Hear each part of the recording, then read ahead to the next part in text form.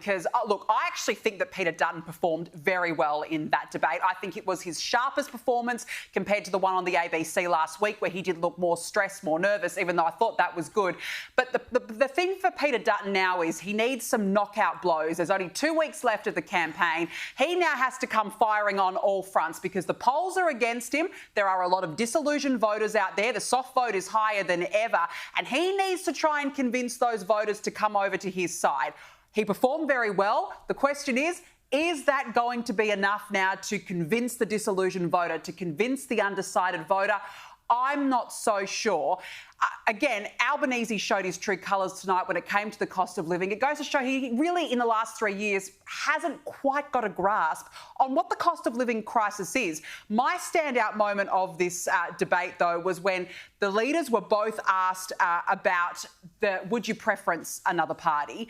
And this is what they said. Have a look at this. Will you do a deal with minority parties, Prime Minister? No. Mr Dutton? Not with the Greens, but with independents. And that's not a truthful answer from the Prime Minister there. Yes, it is. It's not. The Labor Party will fall over themselves to do a deal with the Greens. That's the reality. It's just you preference them. They preference an untruth put forward by Peter. Well, we obviously know that Anthony Albanese is lying here because the polls say it's likely to be a minority Labor, Greens and Teal's government, a couple of Teals scattered in here and there. Anthony Albanese will definitely do a deal with the Greens when push comes to shove. We saw it back in the Gillard era. It was a disaster back then, but this brand of Greens is even more dangerous. They are a disaster for this country, and we can rest assured that Anthony Albanese, despite his ducking and weaving on the issue, he will do a deal if he has to, James. I'm sure he will. What's fascinating, and you made the point, Peter Dutton's got, 10 days left of this campaign. He's got to come out firing, and this to me is the fascinating part of tonight's debate and the next week and a bit going forward. Peter Dutton has to nail Anthony Albanese, but the problem he has is people are put off by his hard man image. So he's trying to sell himself as soft and as relatable and as a guy that we would all warm to. But it's very hard to maintain that image while nailing the Prime Minister as a liar and a fraud. And you saw that in the clip that you played earlier, Liz, where he's accusing Anthony Albanese of not being able to lie straight in bed.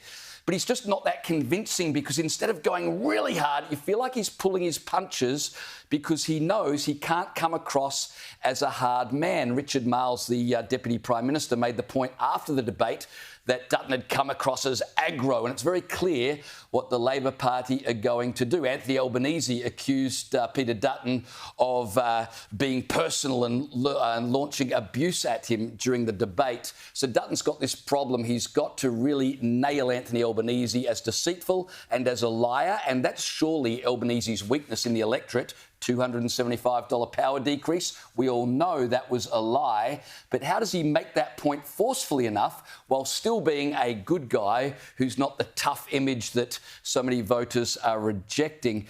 The leaders were asked what they admired about each other, which is always an interesting way of gauging not only their relationship, but how gracious they are. Here's the response. What are 3 things you admire about him? 3. Look, we only ever prepare for one. This is a problem. Let me say this: he bats way above his average with Kirralie. He has a terrific family. I've had the privilege, and he clearly cares about them, and that's a terrific thing. Longevity in politics. We've been in Parliament for basically the same amount of time, almost. Both been there for more than 20 years. That's an achievement. Acknowledge the Prime Minister's support of AUKUS from opposition, and it wasn't an easy outcome, as he pointed out. He was satisfied that nuclear energy was safe, but he got that through the caucus, which was a difficult thing. And AUKUS, when we negotiated it, it was about underpinning our security for the next century.